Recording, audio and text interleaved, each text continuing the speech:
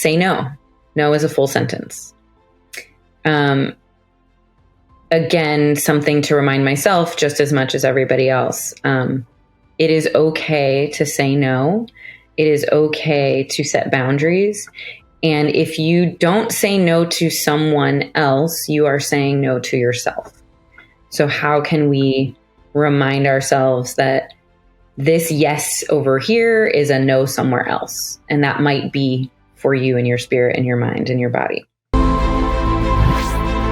Greetings and welcome to When the Moment Chooses You. And I am your host, Coach Charlene, and I'm so excited today that we're going to be talking to Christina, and she is an amazing trailblazer. And so welcome to the show, Christina. Thank you so much, Charlene. I'm very excited to be here.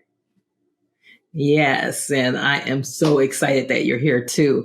But before we get started, I'm going to just read her bio because I thought it was really awesome. So she is a performing artist, teaching artist, director, playwright, and public health professional, holding a master's degree in public health from UC Berkeley. For the past decade, Christina has worked to fuse her two passions of health and theater through performance, her teaching, artistry, and her extensive work in healthcare at Kaiser Permanente. Christina is also on the board of directors for National Organization for Arts and Health, NOAH, or NOAH, from performances specifically for children with autism to facilitating workshops using drama-based techniques in the corporate environment. Christina believes live theater is a healing tool, ripe with opportunity. I absolutely agree. This belief drove her to establish Elevate in 2020 during the historic COVID-19 pandemic, producing live virtual theater about important health issues for audience across the country. So that is a mouthful, and I'm so excited to unpack your story because I know you're amazing. I met Christina because I've seen her on a few I think platforms, actually. I'm just going to not name the platform, but several places. But every time I see her, I see light. And so I reached out to her because she was so amazing. And so that's why I'm so excited to have you here, Christina. So Christina, tell us a little bit about you that I didn't say in the bio. Absolutely. Well, thank you again, Charlene, for having me. This is really an exciting adventure that you're taking on. And I've listened to the show, and you've got some really dynamic and wonderful guests. So thank you for allowing me to be one of them. So I was born and raised in Oakland, California, and I'm from the Bay through and through. And I've always had a very distinct need to perform. And, it brings me so much joy to be a part of live theater. I've always done musical theater, plays, dance performances, things of that nature. And, getting into adulthood, growing up through school and things, I didn't really take the path of a traditional performer, if you will. I was sort of doing theater and dance on the side and singing on the side. And I was studying other things in my academic pursuits. And so that's how I think this nonlinear path started to come together and turn into something that my academic public health background, I have a background in Spanish language and political science, and sort of thinking about systems and our society and the way we care for those who are ailing and how we care for those who are not, right? How do we care for the public's health in all ways and shapes? And then theater, these are on these two parallel tracks, and all of a sudden they've started to converge. And I'm just very, very excited that I have the opportunity to do that. Yeah, that's wonderful. Christina, I started the podcast because in 2020, we had a double pandemic in addition to all of our personal pandemics. And so I remember after the unfortunate death of George Floyd, I kind of went into this shell because I was angry and, all of that. And I started praying, really. And the words that I heard in here said, what you do in this moment will determine your destiny and dictate your future. So I had to move from anger and anguish to action. And so that's when I started sharing my story. So I just really believe that there's these moments that kind of call us into them. And so that's what I want to unpack now. I want to unpack your journey. If you could just share with us your journey and how things shifted and changed and all that, I would love to hear that. These moments are so real, right? And you only know them in hindsight, because in the moment you're sort of Yes. not really sure, or you're unclear what the next move might be, or you're very clear, but you don't recognize that as a juncture or a moment of pivot until you get to look back at it. In 2018, I was fresh off of a national tour and a couple of local plays and musicals within New York City.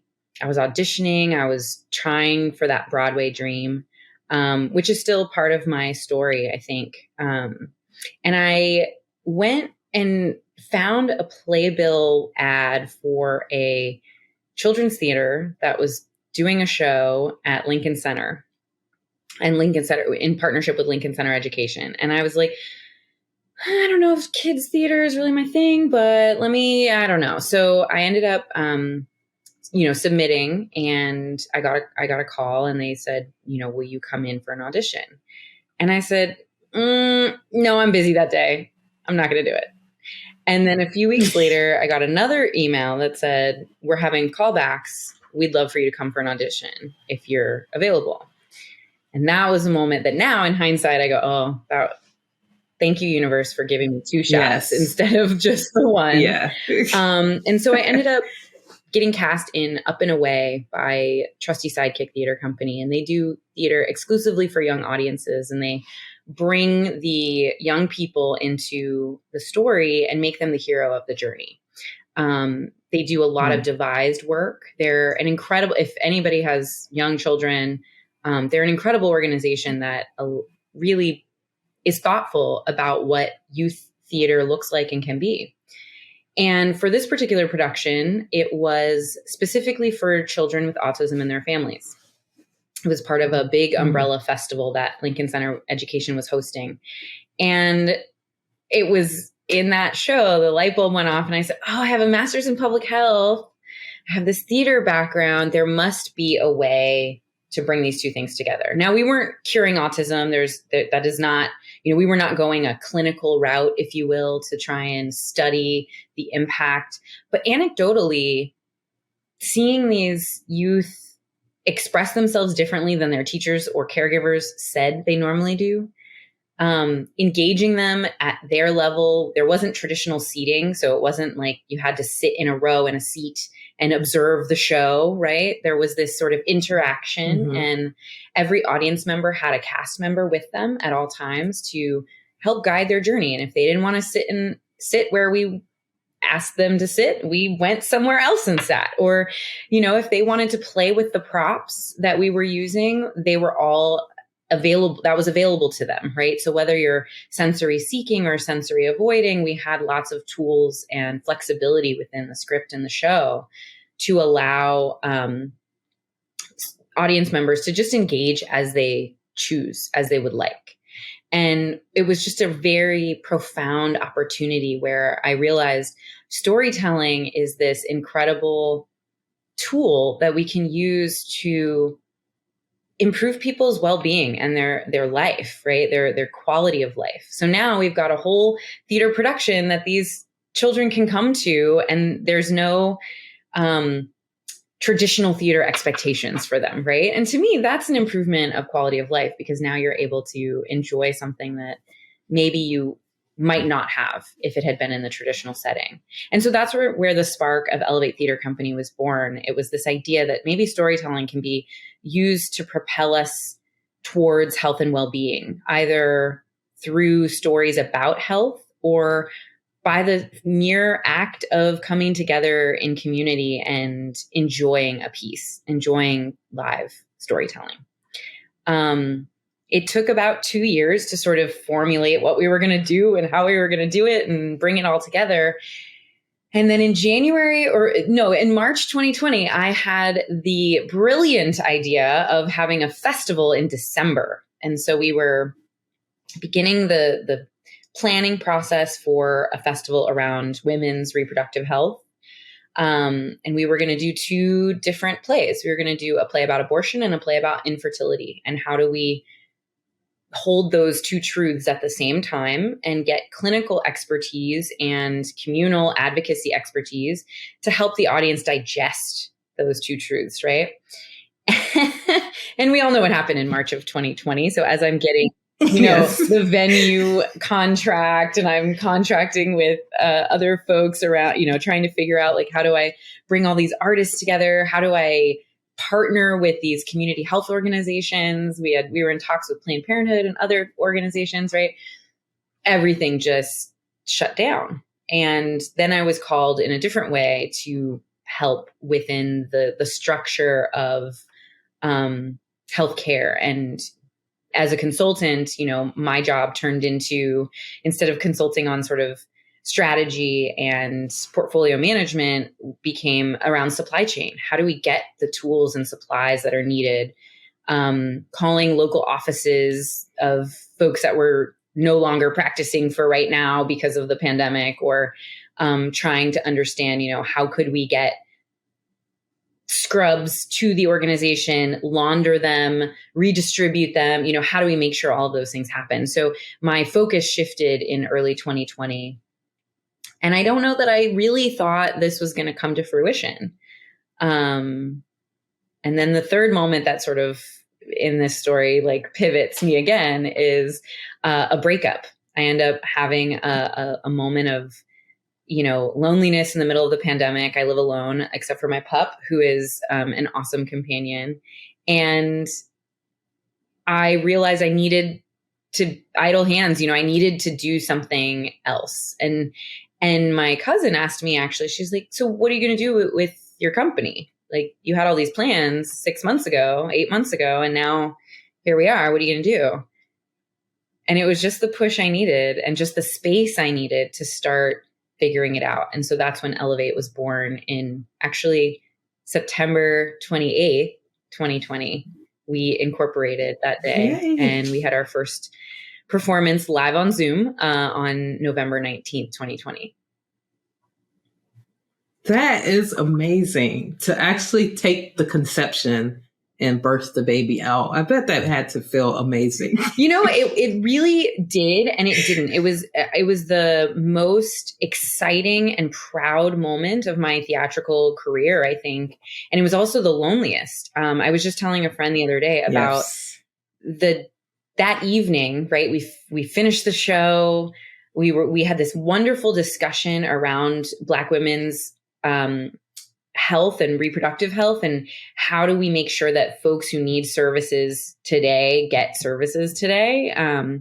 And what is health care when we think about it in the context of particularly Black women, Black and brown women? Like, how do we make sure that women of color are seeing and getting the services that they require and that they deserve with dignity and respect? We had a physician, we had a doula, we had a reproductive justice advocate, and we had the playwright on the panel. And it was a really cool discussion after the story unfolded. And, at the end, you're like, okay, this was great. Thank you so much, everybody. I'm overjoyed. I'm about to tears. And then I turn off the Zoom. And then I'm like, oh, I'm here in my apartment with my dog, who was an angel the entire performance, by the way. Can you imagine? Quiet for 2 hours, almost 2 hours. I was going to say, I'm shocked. But so it was just this very beautiful, again, holding 2 truths at the same time. I was incredibly proud and happy and joyful for all of that we were putting into the world and what we were starting to do. And I was also personally lonely and sad that no one was here to jump up and down with me and experience those tears of joy. So it was hard, and it was beautiful and awesome, and all of those things. Well, I absolutely love how you describe that, because, to me, it feels that way. In 2020, it felt that way. There was this anguish and anger and all of that. But then when I took action, there was this beauty. There was this purpose, there was this passion that arise. So holding both of those spaces is just pretty powerful. And I think what I love what you said was how you can hold space for both of them. And so I appreciate that. So when you when I think about visionaries, when I think about people that are kind of like trailblazers, sometimes it's a lonely journey. Yeah. Is what I've noticed. It can be. It can be. It can be. Yeah. Well, and if you're envisioning, and I think about like the wonderful eagle, the eagle, he's like totally soars over everything. And he's kind of like a loner, but he has such vision and insight that he suffocates some of the people around. I mean, some of the prey around it when he's soaring so high. And I really think humanity is like that sometimes. Sometimes you'll get these wonderful ideas, and in the moment they're beautiful and they're wonderful. And then all of a sudden, like you said, you're like, even if you tell someone about it and you're like, oh, okay, that's cool. And then they keep going, but you're like all excited and they're not necessarily excited. So I love that. So how did you work through that feeling of loneliness? It didn't come to me right away. But there were a couple of activities. The first is we're in a pandemic and it was November. So we were about to hit our second surge, I think, or maybe our third surge at that point, right? We were about to get into a space, and I know enough about the flu and the way, our seasonality of infectious disease work to recognize that probably November, December, January, we're going to be hunkered down in a way that's a little less than desirable, right? So yes. I anticipated that I would still not be in person with people in the way that I wanted to be. And so instead I scheduled a Zoom after our second show with a couple of friends, a couple of, the cast, and things like that, just so that way there were people there. I was able to close out the large scale sort of, people watching the day, and turn into a community of people that knew me and were able to share in that joy with me. So that was one activity that was really helpful, I think, to just sort of put a button on the end of it and make you feel a little bit more accomplished in that way.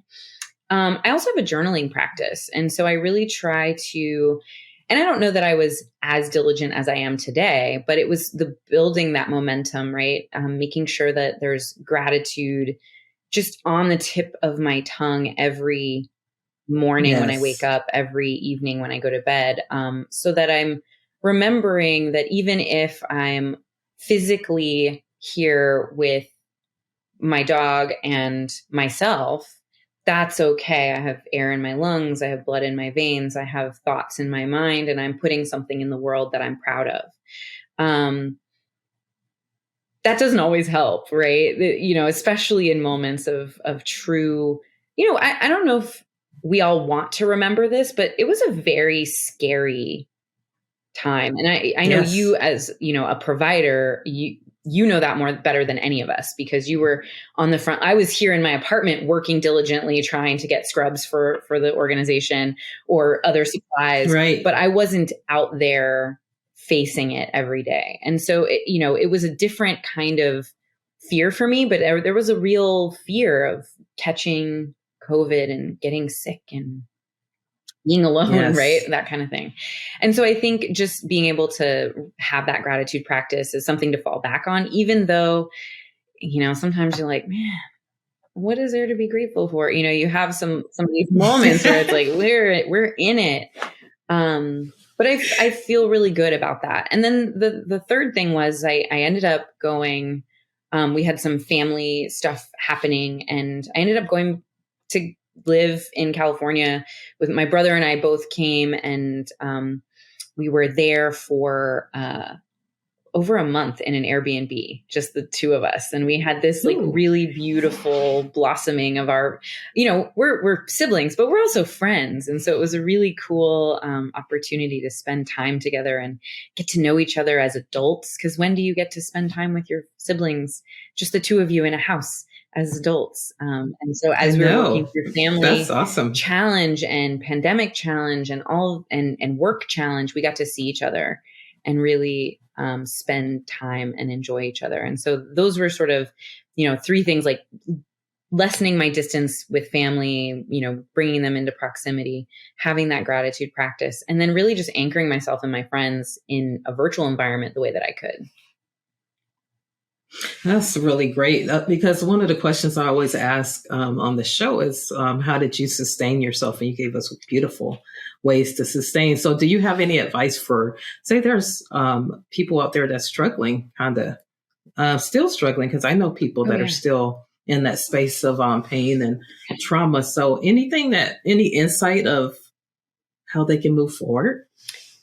I feel incredibly fortunate to have had the opportunity to pursue my dreams and passions. And not everybody gets that luxury, right? Like, this is a true place of privilege I'm coming from, to say, I have started a theater company that is dedicated to health and wellness. And that's what I do, right? Like, I had this dream, I had a vision, I get to do it. And so when I think about, people needing something, wanting something, if they're struggling, just give yourself a moment, and you can define what that length of time is. If that's an hour, if that's a day, if that's a day a week, give yourself a moment to do something that brings you joy. Because when I think about Elevate, and I think about why I am this lucky, I am this in this position, it is because I gave myself the time to do something I loved. And that snowballed into what I have today. And so it is not easy, because people got kids, they got caretaking they're doing, they've got jobs, they've got all of the pressure of everyday life that just sits on top of us, right? And it is very difficult to carve out that space, that moment for yourself. But then you start to crave it. And it then becomes a priority, as important as that meeting, or getting the kid to their soccer game, or, it becomes that space that I think is really important for us to thrive.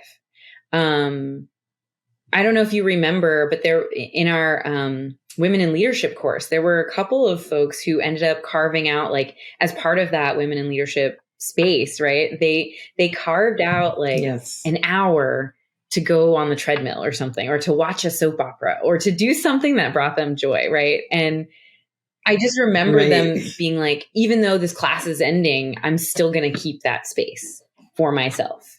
And I just think that's a beautiful gift, that we can give ourselves. It truly is a gift, because I remember, I absolutely remember what you're talking about. And I want to go back to what you talked about, craving, because I think that's what has driven me, to be honest, is this passion.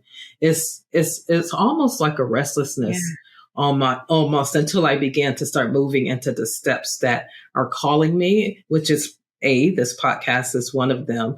But when I hit that space in December of 21, I had just finished my master's, kind of was in this place that wasn't really where I'm normally at, meaning like showing up with my full authentic self and excited and energetic and all that. I start noticing a little bit of loss of me as the months kept going on. And so I had to get quiet. I had to take that pause, but it was like purposeful. I was like, I feel like I need to do this or I am going to lose it. And so I did. I took 3 weeks off, and it was the most glorious 3 weeks of my life. I mean, it took me about 3 days to kind of get in my space, to get in that flow where I can actually think. And it was the most, sobering and powerful, quiet time of my life, that when I came out of it, I was extremely clear about a lot of stuff. And that clarity brought such freedom where I found this quote, and this quote said, "You don't die when your heart stops beating. You die when your heartbeats have no meaning." And so I recognized that, oh my gosh, I've been allowing my heartbeats to be flooded with things that really don't bring me joy.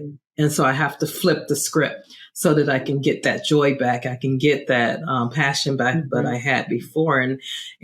So that's why I love what you said, because I think you have to figure out, where is this 10 minutes going to be? I have to get some time for me. Like if I wouldn't have got time for me, I would be in trouble. I definitely would not be doing the podcast because it was a risk to do it. And I hear you talk about you're a risk taker, really, because it's not easy. Like it is not, you have like a company and it is totally not easy to do that. So what was it how did you move past that barrier of fear and all of the other stuff that comes from birthing a dream? I think you have to spend time thinking about, well, let me not say you, let me say what I did. I spent a lot of time thinking about what I wanted. I spent a lot of time dreaming about what it could be. And then there's this level of planning. There's like a tipping point, right, with the planning where I'm planning to leave a full-time job for my part-time job to make it my full-time job. And I'm trying to figure out finances. I'm trying to figure out, like, how do you motivate yourself with no boss? You're your boss, right? How do you learn how to bring others in and ask for help when you need it? How do you run a business, right? Like, I'm learning so many things right now about the bookkeeping and the legal components and the insurance and like all the things that, when I was full-time somewhere, I didn't really pay as much attention to because, I may not have needed that. Right. And now it's like the infrastructure building and really truly committing to this being a sustainable practice. But I think there was this tipping point in the planning process where I was like, all right, you know what? If I don't go today and make this choice, I'm not going to do it because it's never going to be perfect. It's never going to be the right time, right? The economy's going wherever it's going. Gas is never going to be $2 again, right? So we got to just say, okay, like I'm not waiting for gas prices to come down. Like the conditions are never perfect. And so there is a point in your planning process where you're confident enough to take the step and make it happen. But it's a small window. If you wait even a week, you recognize there's something else that will tell you to stay, because it's easy to stay in the spaces that are comfortable to us. It is safe. It is comforting. It is, pragmatic. It's all the things, right? And then, so you have to reach that tipping point I had to reach that tipping point in the planning process. And then I also had to, we all have someone in our lives who is, or maybe multiple someones who we really trust and we care about their opinion. And my parents are two people that I very much care about their opinion. And I'm grown. I could do what I want, but I really care about what they think. And I very much, my dad is like both of my parents, but my dad in particular, took a risk. He left Chicago and came to California and pursued his passion in law enforcement. And he worked that job almost 30 years, right? He still today is very involved with the sheriff's department, very involved, he rose in the ranks. He's very well respected. He's done that gig, right? And so for him, there is not this like very clear, you go from one public health to theater, back to public health, you put the two together, you start your own business. Like that wasn't a part of his equation, right? Because he found his passion in a space that he could stay in for his whole career and then some. Right. And I'm proud of the way that he built his career, right? Again, both my parents, my mom has also had a long career in education, another field you don't just leave or start your own thing, right? And so once I got to that tipping point in the planning process, I just basically presented it to them like, okay, here's what I'm thinking. And hearing back a sigh of relief that I'm not an idiot and I'm not just jumping with no plan, or a sigh of relief that I have thought it through in a way that's planful. And then I think reminding myself that no matter what happens, I am resilient, employable, well suited for any of the fields I would want to go into. And so there's no failure if you try. And so hearing that back, that's great. Reflected back from the two people that I really care about their opinion, right? And I remember my dad said, he's like, it's not something I would do, but I think you have to. And it was like, oh, okay. Now I really gotta go. Yep. If I'm convinced, I'm good. I've convinced these people. I sure have to have convinced myself that this is right. And then I think beyond that, there's an acceptance that I don't have to live the life that others have lived.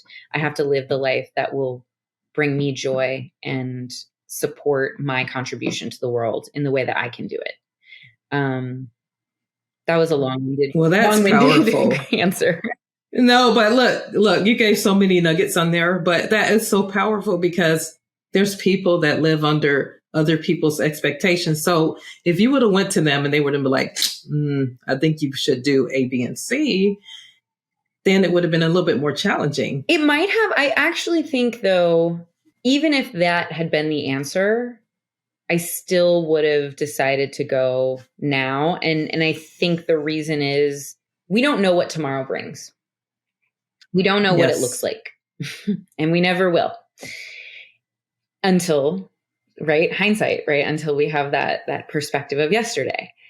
And I do have a sense of what tomorrow brings if I stay in this full-time healthcare consulting and dabbling in my theater for health dreams, my public health and arts fusion dreams. If I just dabble and stay at a safe distance, I have a pretty good sense of what that future brings, right? It brings financial stability. Yes. It brings a little bit of frustration from like the corporate environment and a lack of a true max capacity on the dream building side, because you've got 8 hours a day that are just spoken for already. And so you kind of have an understanding of what that is. But when you decide to take something away and focus purely on the thing that you think you want, and maybe it turns out like, oh, in a year, I'm like, you know what, that was fun, but that's not what, that's also okay. But when you take away that known, when you take away that comfort, it's like, wow, what could I discover? What could I grow into? What could this be? And, you were talking about taking respite. You were talking about taking a time off to really understand that, right? To understand what is it that's calling me? How can I come down back to myself? Yeah. I took a trip in January. I did a solo trip to the Dominican Republic. And, I was one of those things. I was like, I got all these points on my credit card that I'm just sitting on. I'm not using them. I'm just watching them go up. And I'm like, oh, that's so exciting. I could do this. I could do that. I could go there. And I'm not acting on it. And finally, one of my very dear friends said, Christina, what are you doing? Just go. You've been wanting to go. You've been talking about going. What are you doing? What are you waiting for? You have the ability to go. And so I went for 2 weeks, and when I tell you I came back and I really liked myself, I felt good about who I am in this body, in this time, at this age, in this part of the world, in this space. I was like, man, I had forgotten how much I like me. And that was sort of That's part wonderful. of the trajectory, Wow. right? Also. And so I think it's about recognizing that there are knowns, or there are at least a good sketch of what the future could be if you stay where you are. There's a real wide open field if you take a left turn and decide to explore something new. And if you take a little bit of a break before you decide which way to go, you might discover that you really trust yourself. You really love yourself. You really like who you are. And it doesn't matter which way you go. Wow. Exactly. That's beautiful. I mean, you have so many nuggets, Christina. Oh my gosh, I can't wait to. I feel like I'm rambling a little bit, but that's okay. Hey, it's okay. It's good. If you can flow with it, then you will get some nuggets that will really move you to a different space. But I mean, I was just listening to you.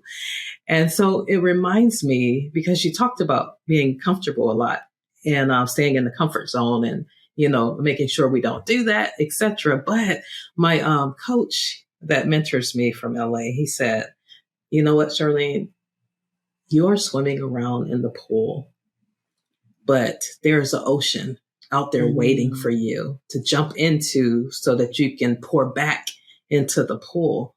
And when you start talking, I kind of saw a visual of kind of sort of that's what you're doing in a sense. You've jumped out, and now all of the things that you're doing is going to pour back into those different places, possibly where you even were employed at for some reason. So it's just awesome. And then the other nugget that I want to pull out, because this is important, because everybody might not be called to go after their dream.